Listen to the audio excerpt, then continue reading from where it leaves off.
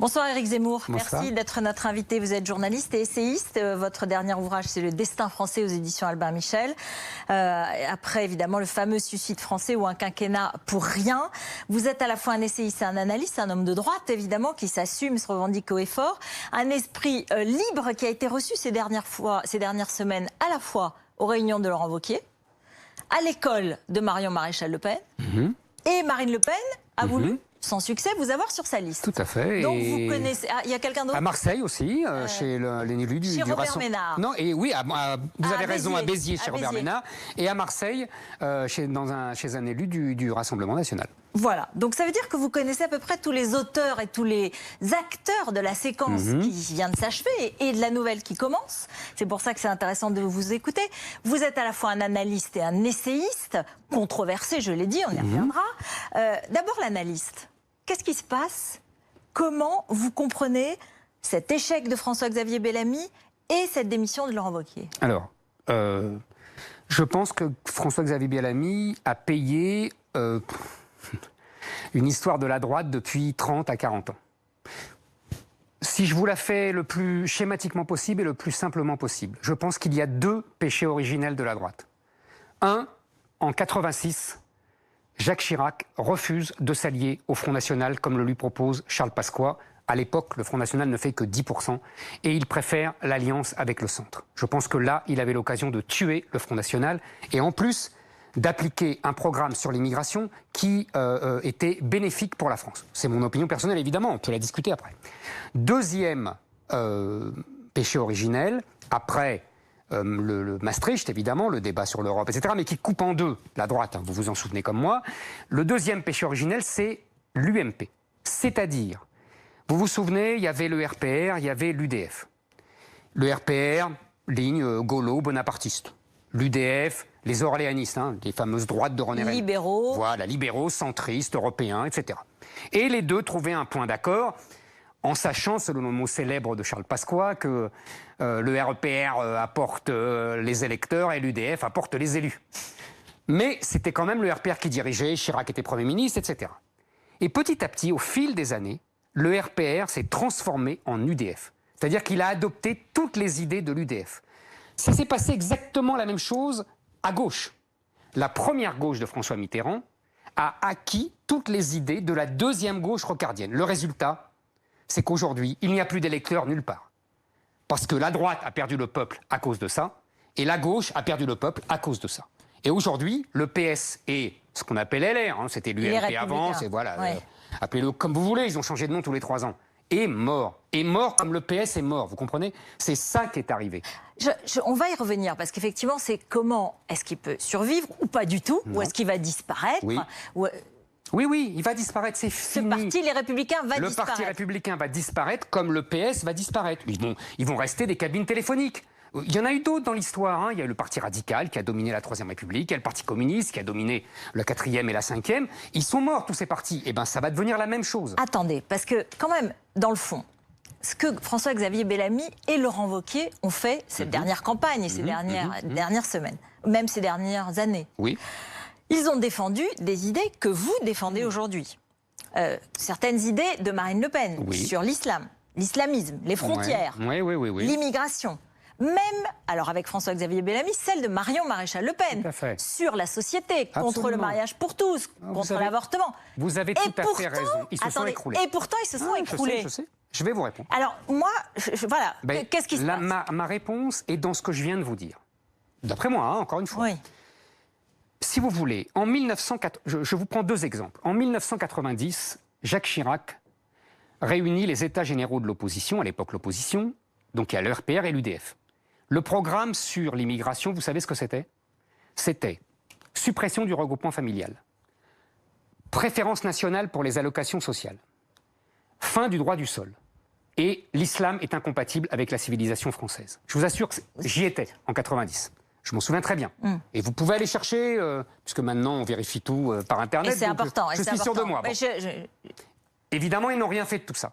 En 2007, et c'est mon dernier exemple, Nicolas Sarkozy fait une campagne sur l'identité, le fameux Karcher, vous vous souvenez? On va vous passer le Karcher. Et Patrick on a eu Buisson et l'identité nationale. Mais il ne fait pas que ça. Kouchner. Il ne fait pas que ça en 2007. Il fait aussi la double peine. Il fait aussi la. Il l'a fait avant. Avant, oui, quand il comme était ministre de l'Intérieur. Ministre de l'Intérieur. Mais il fait Erreur aussi énorme. l'ouverture. Il fait aussi. C'est ce que je dis. Mais c'est ce que je dis. Vous avez raison, vous allez dans mon sens. Il promet le Karcher et on a Kouchner. 2 trahisons. Et il y en a des dizaines d'autres. Bellamy et Wauquiez. Prenons les 2. Bellamy fait une campagne honnête sur ses convictions, avec son intelligence, son talent à lui. Si vous voulez, pour que je vous résume un peu Bellamy, c'est plutôt Aramis, c'est pas d'Artagnan. C'est un peu le problème. Vous voyez ce que je veux dire? C'est un type fin, intelligent, mais c'est pas un duelliste. Bon, d'accord. Oui, mais enfin, on savait qui c'était. Mais tout à fait, on savait tout à qui fait. c'était. Donc, si les électeurs étaient là et qu'ils adhéraient complètement non, parce que les électeurs, ils ont vu ce qui se passe. Ils ont vu que Bellamy était à la tête d'une liste avec des gens qui ne pensaient pas comme lui. Ils ont vu que les gens de LR, comme les gens de l'UMP avant, votaient avec les gens en Europe qui sont les plus européistes et les plus pro-immigration, etc. Ils ont vu ce double discours permanent. Ils se souviennent du mandat de Sarkozy et pour les plus vieux, le mandat de Chirac. Ils se souviennent de toutes les trahisons de la droite. Donc ils se sont dit, bon, Bellamy, il est bien gentil, mais il va complètement se faire ratatiner par les autres caciques de la droite. Et mais comme d'habitude, il va trahir. Laurent Wauquiez les a isolés. Il l'a fait sa petite maison. Et c'est ce que lui reprochent d'ailleurs ses amis aujourd'hui. Enfin, ses anciens amis. Laurent Wauquiez. Qui l'ont poussé à démissionner. Oui. Je pense que Laurent Wauquiez a été ou naïf ou présomptueux. C'est-à-dire qu'il a cru qu'il allait refaire. Je veux remercier d'abord tous ceux qui nous ont fait confiance dans cette élection. C'est-à-dire qu'il a cru qu'il allait, avec un discours identitaire, arracher les électeurs du Front National. Ouais. Sauf que les électeurs du Front National, ils ont été cocus une fois avec Sarkozy, ils ne le seront pas 2 fois. D'ailleurs, Sarkozy lui-même a déjà retenté le coup en 2012 et en 2015, et ça a bien foiré. Donc je pense que c'est pour ça que je vous dis qu'ils sont morts. Ils sont morts parce que les gens ne les suivent plus, ne les croient plus, exactement comme le Parti socialiste. Alors, j'entends, ça c'est l'analyste. Maintenant, les séistes et les convictions, parce que même si c'était un peu mêlé à des convictions... c'est toujours mêlé, bien sûr. Mais c'est toujours mêlé, évidemment, et moi je le sais, et nos spectateurs le savent aussi. Maintenant, qui va reprendre ce flambeau? Comment ça va se passer? Qu'est-ce que vous en pensez? Qu'est-ce que vous croyez? Qu'est-ce que vous voulez? Alors, écoutez, là, il y a une vraie impasse politique, que je dénonce et d'analyse depuis des années, vous me l'accorderez. Je vous explique. 1, la droite, LR, appelez-le comme vous voulez, ne peut plus gagner. Vous êtes d'accord? Elle ne peut même plus être au second tour. A priori, je sais pas si je suis d'accord. Moi, je suis une observatrice. À 8%, on ne peut plus discuter. Le seul qui peut être au second tour, c'est le Rassemblement national. Avec Marine Le Pen. Bon.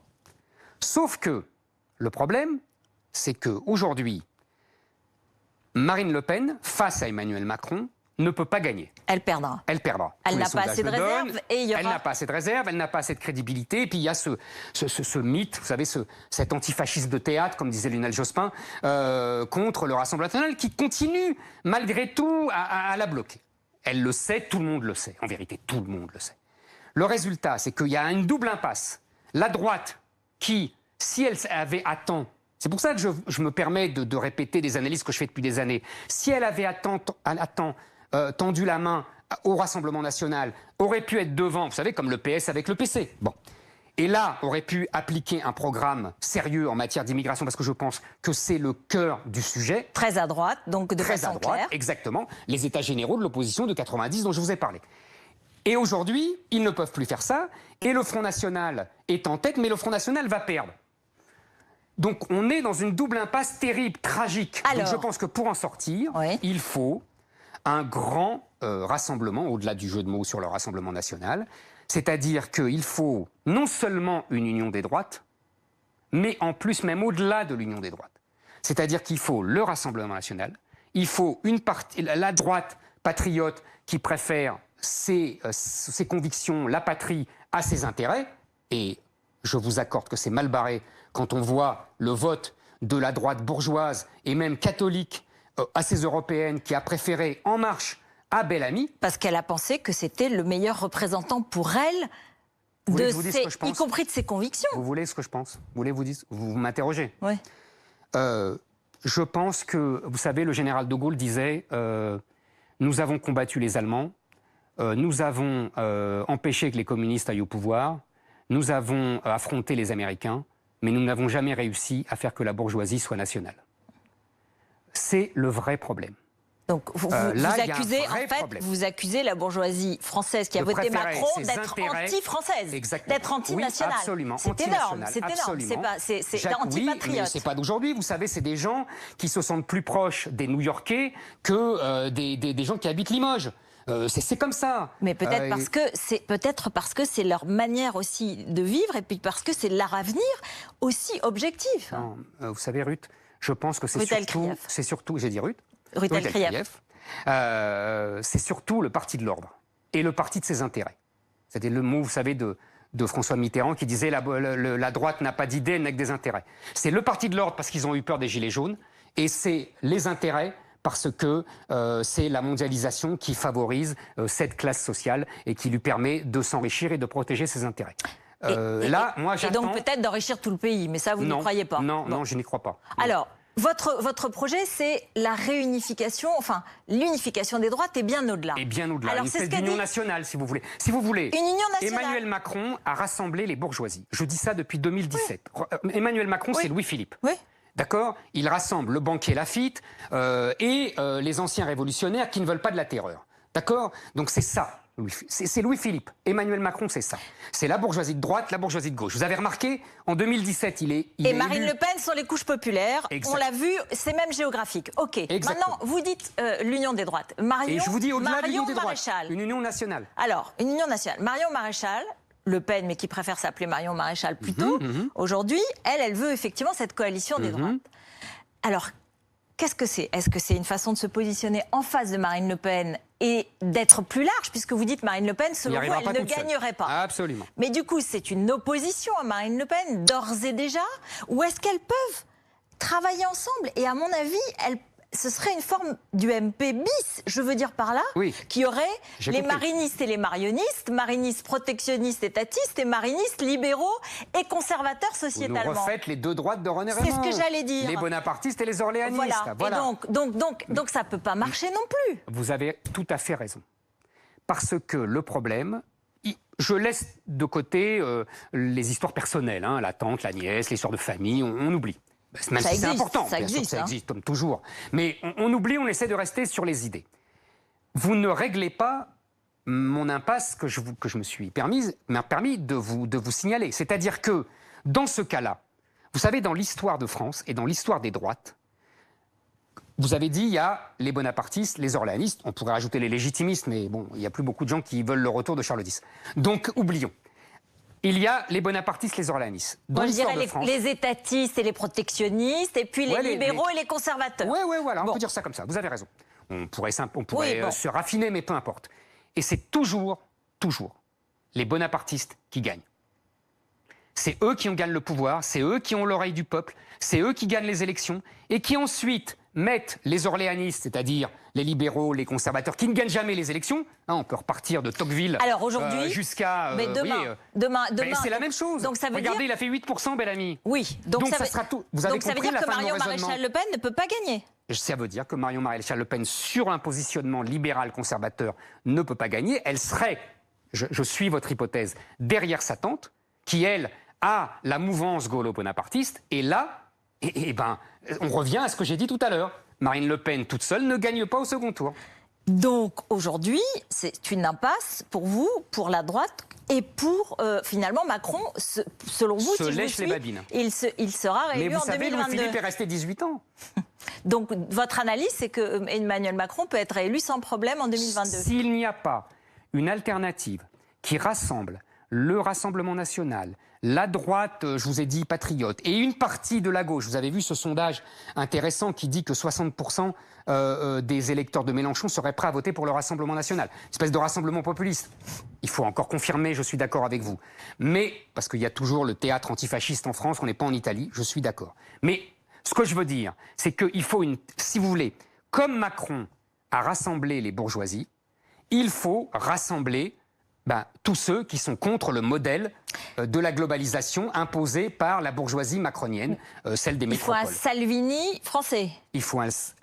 Même si Salvini est plutôt proche de Marine Le Pen. Pour Exactement, vous avez tout compris. C'est-à-dire que c'est Marine Le Pen, mais c'est le bonapartisme. Pardonnez-moi de revenir dans mes catégories. Il faut un De Gaulle, c'est ce que vous voulez dire. Il faut un De Gaulle qui, lui, a rassemblé tout le monde. Il n'y en a pas. Mais on est d'accord qu'il faut... Mais d'ailleurs, vous avez raison, parce qu'il y avait des gaullistes de gauche. Il y avait des gaullistes libéraux, c'était Pompidou. Et puis, il y avait des gaullistes bonapartistes. Donc, vous avez tout à fait raison. C'est ça. C'est en tout cas le rassemblement gaullien. Ça ne veut pas dire un De Gaulle, évidemment, vous avez compris. Oui. Mais bon.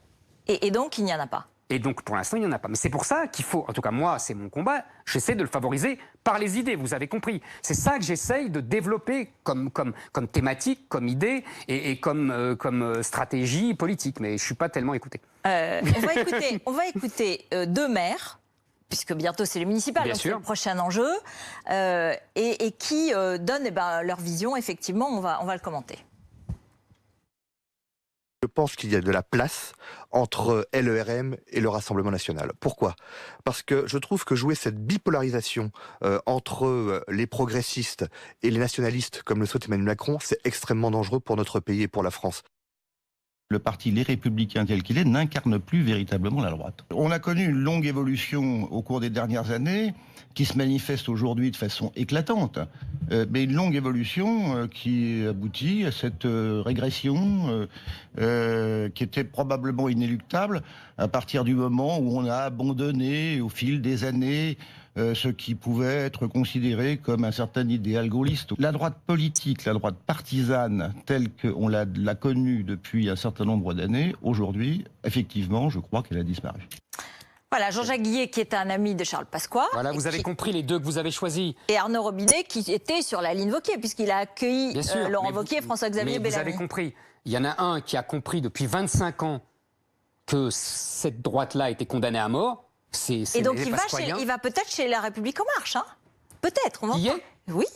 Alors là, je comprends plus. Là. Bon, on va voir. Mais en tout cas, il quitte le parti tel qu'il est, évidemment. Ah oui, non, mais ça, bien sûr. Bon, mais s'il va en marche, il trahit ses idéaux pasquoyens. Bon, on va vérifier. Mais c'est son problème. Mais de fait, quand même, si on revient à votre modèle, donc il manque aussi encore une chose. Pour faire un parti de droite populaire, le métro à 6 heures du soir, c'est les grandes phrases du général de Gaulle. Il manque aussi une partie des Français d'aujourd'hui. C'est-à-dire ? Évidemment, vous allez protester. Non, allez-y. Mais il y a des Français musulmans, bien sûr, qui sont aujourd'hui et qui veulent un État où règne l'ordre, un État et une France à laquelle ils peuvent s'identifier et qui les reconnaît comme citoyens.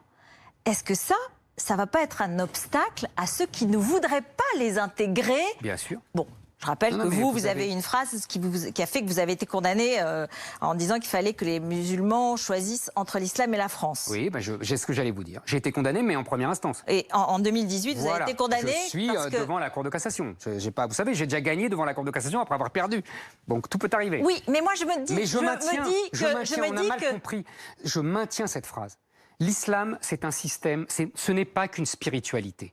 C'est un système théocratique, un système juridico-politique. Quand je dis qu'ils doivent choisir entre l'islam et la France, ça veut dire qu'ils doivent se limiter à la spiritualité islamique et non pas imposer un système juridico-politique. Excusez-moi, c'est exactement la phrase de Clermont-Tonnerre en 1791 à l'Assemblée nationale sur les Juifs qui dit « Tout aux Juifs en tant qu'individus, rien en tant que nation ». Je dis la même chose. Je suis condamné, Clermont-Tonnerre aurait été condamné il y a 2 siècles. Et donc c'est un discours républicain que je tiens. Devant la Cour de cassation, mais néanmoins, il me semble que ça va contre l'idée de cette union nationale. Pas du tout. Parce que cette union nationale, elle doit englober tous les Français. C'est ce que je vous dis. Et il y a des musulmans. Moi, je trouve qu'il n'y en a pas beaucoup. Mais ça, après, je ne mesure pas. Des Français musulmans qui, effectivement, pensent d'abord à la France et qui pensent que l'islam doit être uniquement une spiritualité, mais ça veut dire être contenu dans l'ordre du privé. Et puis, il y a tous les musulmans qui aujourd'hui, par exemple, vivent selon le régime de la charia dans d'innombrables banlieues, qui sont de plus en plus manipulés par les frères musulmans ou les salafistes. Je vous rappelle que lors d'un dernier sondage par l'Institut Montaigne, il y avait la moitié des jeunes musulmans de 18 à 25 ans qui estimaient que la charia était supérieure à la loi de la République. C'est ça dont je parle. Le système juridico-politique dont je parle, c'est ça. Alors vous savez, après on peut discuter. Le problème, c'est la phrase de Benjamin Constant que j'aime beaucoup, qui dit « Tout est moral dans les individus, tout est physique dans les masses ». Le problème, c'est qu'il y a des individus, des Français musulmans, qui pensent... Beaucoup plus que vous ne le pensez. Eh bien, je l'espère. J'espère que vous avez raison. Je ne le pense pas, mais j'espère que vous avez raison. Et en revanche, comme ils sont dans des masses, c'est-à-dire dans des banlieues où ils sont entre eux, d'où les Français ont été chassés par justement et la délinquance et le mode de vie islamique, eh ben, ils se massifient, c'est la phrase de Benjamin Constant, et ils s'islamisent. Et nous avons des territoires qui s'islamisent, alors que nous avons des individus musulmans qui peuvent effectivement vivre à la française. Donc vous dites, Éric Zemmour, aujourd'hui, contrairement d'une certaine façon peut-être à Marion Maréchal, que c'est pas une Europe chrétienne, une France chrétienne et blanche qu'il faut. C'est une France plus ouverte et une France nationale, une identité française. L'art d'être français, dit Emmanuel Macron. Il faut distinguer l'ethnie, la race, le sang, et distinguer la culture. Il y a, moi, je ne suis pas, j'ai coutume de dire, je ne suis pas un Français de souche, je suis un Français de branche. J'étais pas là aux croisades, j'étais même pas là à la Révolution française, j'étais pas là à la charge de Murat lors de la bataille d'Eylau. Donc vous voyez, je suis moi de l'extérieur. Et là, après, il faut s'approprier la culture française, l'histoire de France. Il faut dire Napoléon est mon ancêtre, Jeanne d'Arc est mon aïeul. Et ça, le problème, c'est que c'est chrétien et que c'est blanc. Alors, si vous ne vous appropriez pas cette histoire, vous n'êtes pas français. La vérité, c'est que c'est ça. On peut avoir des façons de s'approprier l'histoire et de rester aussi avec des racines multiples et avec des références multiples dans sa...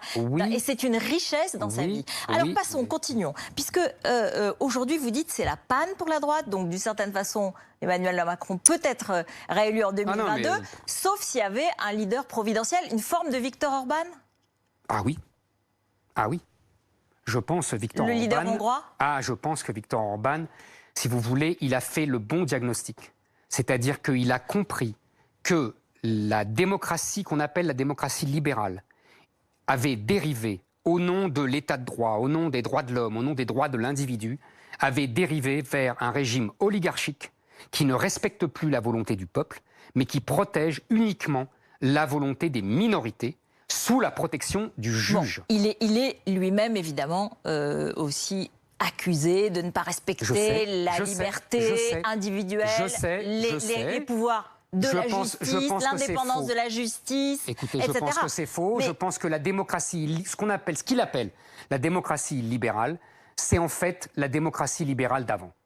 Et qu'aujourd'hui, ce qu'on appelle aujourd'hui, nous, dans les pays occidentaux, la démocratie libérale, c'est l'état de droit. Et l'état de droit, c'est la dictature du juge et des minorités contre la majorité du peuple. C'est-à-dire que je veux dire qu'il y a contradiction entre la démocratie... C'est l'égalité devant la justice. Non, il n'y a pas d'égalité. Des riches et des pauvres, des puissants et des faibles. Non, il y a des juges qui donnent leur opinion politique en faisant mine d'interpréter des principes des droits de l'homme qu'ils interprètent comme ils veulent. Moi, je vous prends n'importe quelle phrase de la Déclaration des droits de l'homme et j'en déduis n'importe quel principe. Éric Zemmour, qu'est-ce qui peut se passer maintenant? Vous nous dites finalement l'initiative, y compris de Marion Maréchal Le Pen, ou contre Marine Le Pen, ou avec Marine Le Pen. Bon. C'est pas pareil. Pas pareil, bien sûr. Mais selon vous, ça ne fonctionnerait pas. Ça, je vous dis, tant que... Donc qu'est-ce qui peut se passer? Tant que Marine Le Pen est devant, ça ne marche pas. Moi, je suis pour ce qu'a dit Marion Maréchal. C'est très bien. Elle dit qu'il faut un rassemblement des droits. Je suis pour. Je vous dis, je veux même le dépasser. Donc vous êtes plutôt sur la ligne Marion Maréchal? Non, je suis ni l'un ni l'autre. Vous avez compris. Moi, je veux une union nationale comme, si vous voulez, contrairement à moi, je pense, comme Macron, que il y a aujourd'hui une opposition entre ce qu'il appelle les progressistes et ce qu'il appelle les populistes. Peu importe les noms. Moi, je pense que les progressistes sont des mondialistes et que les populistes sont des patriotes. Mais peu importe. En l'occurrence, il a raison sur un point, c'est que c'est l'affrontement d'aujourd'hui. Donc, il faut, comme Emmanuel Macron a réussi son alliance des bourgeoisies, il faut rassembler tous ceux qui sont contre ce modèle qui n'avantage que la bourgeoisie et les bourgeoisies mondialisées. C'est tout, c'est simple. Sinon, politiquement, ils gagneront toujours alors qu'ils sont minoritaires dans le pays. Qui pour représenter ces classes populaires dont vous parlez et qui ne va pas au contraire dans le discours populiste, même qui se revendique comme tel, est-ce qu'il n'y a pas aussi une forme de perte de repères et est-ce que ces classes populaires ne vont pas aussi s'appauvrir, ne vont pas aussi se refermer? La forteresse France toute seule, et là je parle de l'Europe, vous dites l'Europe, à juste titre, elle est faite de pays qui ne sont pas d'accord entre eux. C'est vrai. D'accord. Évidemment. Bah, vous m'accordez ça, c'est bien. On gagne du temps. Il y a des pro-russes, il y a des pro-américains, il y a des pro-Europe, il y a des pro-allemands surtout. Il n'y a pas beaucoup de pro-français. Il y a des Allemands et il y a des Français. Voilà. Okay. Mais c'est pareil pour les groupes politiques qui sont censés représenter leur propre peuple. Je veux dire par là, Marine Le Pen, elle va s'entendre peut-être avec Matteo Salvini, mais Matteo Salvini ne va pas s'entendre avec les Hongrois ou avec les Polonais qui ne veulent pas recevoir de migrants, parce que Matteo Salvini voudrait bien les relocaliser. Attendez. Et puis, je finis parce que allez-y, j'ai une vraie interrogation. Allez-y. Matteo Salvini, il est en train de défier la Commission de Bruxelles sur l'euro, sur son budget. Et tous les autres membres de la zone euro, y compris les Autrichiens, y compris des gens qui peuvent être proches de lui, sont très en colère parce qu'il met en danger la zone euro dans son ensemble. Bien sûr. Donc tout ça, ça veut dire que les populistes aussi ne peuvent pas s'allier. En tout cas, c'est compliqué. Oui, vous avez raison. mais donc il n'y a pas de vraie contre-proposition. Mais là, vous êtes en train de me dire que c'est un problème européen. Et vous êtes en train de me dire que c'est le problème de l'Europe. C'est que les désaccords entre Européens sont tels que la fameuse phrase ensemble on est plus fort ne marche plus. Mais y compris pour les populistes. C'est pour ça qu'il faut, d'après moi, revenir à une organisation européenne qui considère que l'Europe n'est qu'une organisation internationale. Il faut enlever le pouvoir à la Commission. Il faut que les nations négocient entre elles, peut-être par petits groupes, vous savez, la fameuse théorie des cercles d'Édouard Balladur, qui n'était pas loin d'être stupide. C'était pas bête du tout. Des pays qui veulent faire telle chose ensemble, sans passer par une organisation européenne qui se prend pour un gouvernement et qui va imposer sa loi à tous. Mais vous voyez-vous la France d'aujourd'hui? Je ne parle pas de votre France mythique, rêvée, idéalisée. Elle n'est pas mythique, vous savez. Mais... En 1810, c'est la France des 130 départements, c'est pas mythique. Oui, mais enfin, la France d'aujourd'hui... Elle n'a pas 130 départements. Qui a des problèmes d'industrialisation, qui a des problèmes d'exportation, qui a des problèmes... Bon, vous la voyez résister toute seule c'est drôle ce que vous dites. À un Trump ou aux Chinois? Sérieusement? C'est cruel ce que vous dites malgré vous. Parce que la désindustrialisation commence avec les années 2000 et donc avec l'euro. Je pense qu'il y a un rapport. Oui, mais je pense qu'il y a un rapport. Donc vous voyez, les thématiques européennes se retournent. Vous savez très bien qu'avec la dévaluation, on aurait eu d'autres problèmes. Oui, on aurait eu d'autres problèmes, c'est vrai. C'est vrai. Mais on n'aurait peut-être pas sacrifié à ce point l'industrie. Mais passons. Parce qu'aujourd'hui, les Allemands, l'euro est un Deutschmark moins fort que ne l'aurait été le Deutschmark tout seul. Mais passons cette discussion technique. Mais la France n'a jamais été seule. Je ne comprends pas cette discussion. La France, elle n'a jamais été seule. Elle a toujours été alliée. Elle a toujours eu des alliés dans l'histoire de l'Europe. Elle a toujours eu des alliés, qu'ils soient anglais, allemands, italiens, peu importe. Et même russes. Quand même, l'alliance russe, c'est pas rien. Donc, de toute façon, on a toujours eu des alliés. On n'est jamais seul. Bon. Et deuxièmement, la France est un pays très particulier. Parce que c'est un pays qui a une vision mondiale. C'est un des rares pays qui a une vision mondiale. L'Allemagne ne l'a plus. L'Allemagne a été traumatisée. Vous savez, c'est le gros problème de l'Europe. J'en ai pour 2 minutes. Le problème de l'Europe, c'est 20 secondes. 20 secondes. C'est que l'hégémon, la puissance hégémonique, c'est l'Allemagne. Mais à chaque fois qu'elle a voulu être la puissance hégémonique de l'Europe, elle a détruit le monde par les 2 guerres mondiales. Donc il se cache derrière des normes et derrière le droit. Et la France se soumet au droit, et en fait, elle se soumet à l'Allemagne. Alors, Éric Zemmour, vous avez envie de faire de la politique? Et vous trouvez que je n'en fais pas, là? Non, mais je veux dire, non, mais bien sûr, de façon plus active, de façon plus engagée personnellement. Mais écoutez, moi, j'ai l'impression que je fais un gros boulot politique. Je pense qu'aujourd'hui, je vais vous dire, si la droite est dans cet état-là, c'est qu'elle n'a plus pensé depuis 30 ans.